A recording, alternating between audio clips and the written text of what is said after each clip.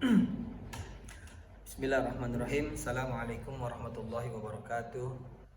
Alhamdulillahirabbil alamin wa bihi nasta'in wa ala umurid dunya waddin. Wassalatu wassalamu ala asrafil anbiya'i wal mursalin sayyidina wa maulana Muhammadin wa ala alihi wa sahbihi ajmain, amma ba'du.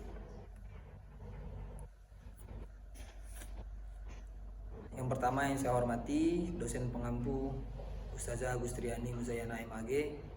Izin memperkenalkan diri, nama saya Azka Zamzami dari Fakultas Dakwah Prodi Komunikasi Penyiaran Islam, kelas KPI A.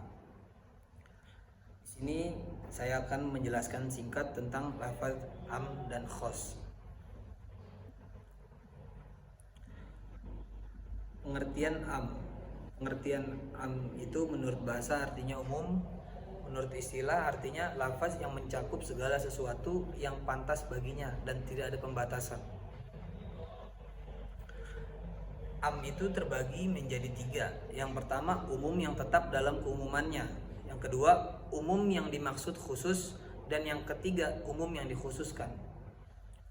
Umum yang tetap dalam keumumannya terdapat dalam surah An-Nisa ayat 176, Wallahu bikulli syai'in alima, yang artinya Allah Maha mengetahui segala sesuatu.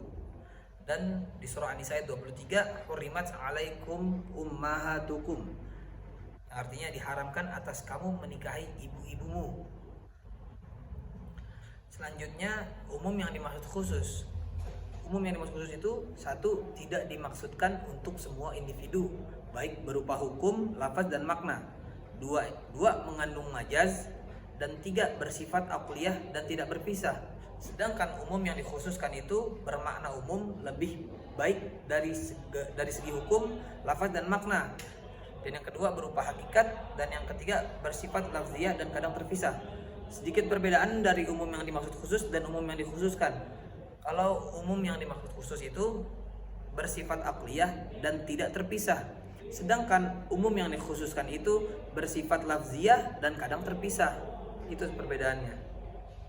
Selanjutnya ke pengertian khos. Khos secara bahasa berlawanan dengan am, taksih atau khusus. Secara istilah, khos artinya mengeluarkan atau mempersempit cangkupan umum yang luas. Pengertian mukhassos, lafaz yang mempersempit atau menjadi pengecualian dan pengkhususan dari lafaz umum. Terkadang bersifat mutasil atau munfasil.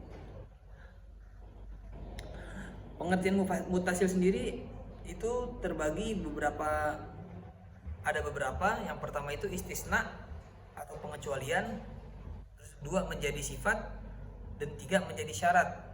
Empat sebagai badal bad min kul atau pengganti sebagian dari keseluruhan. Lima sebagai ghoyah atau batas sesuatu.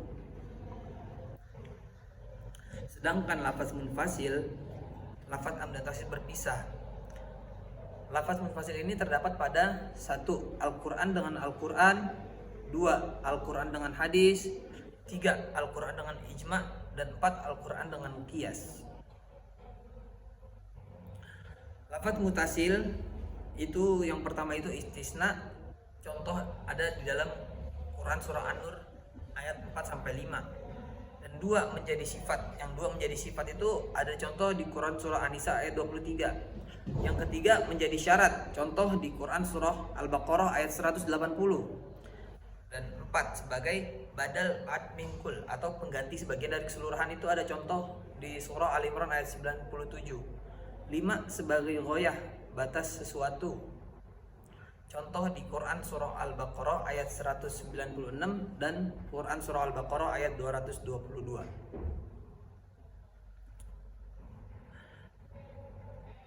Mungkin cukup sekian penjelasan singkat dari saya.